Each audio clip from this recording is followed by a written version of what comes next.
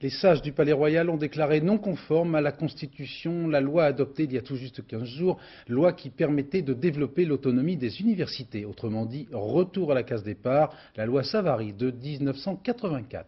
Précision avec Florence Bouquilla.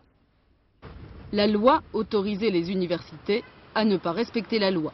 Une astuce que le Conseil constitutionnel n'a pas admis. Selon cette loi, si elle le désirait, universités et grandes écoles pouvaient changer de statut, organiser différemment leur présidence, conseil d'administration, régime financier, jusqu'à devenir autonomes. Et seul le ministre de tutelle pouvait leur opposer son veto.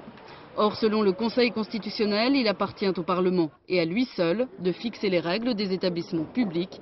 Pas question donc pour le gouvernement de faire des expériences.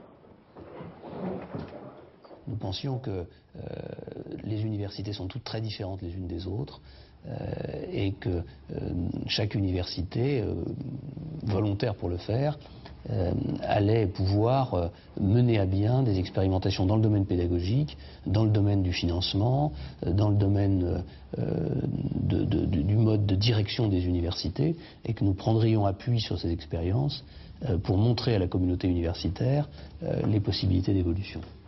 Déçu, le gouvernement aurait en fait voulu élargir les dérogations déjà prévues par la loi Langue de juillet dernier. Mais à l'époque, le Conseil constitutionnel n'avait pas été saisi.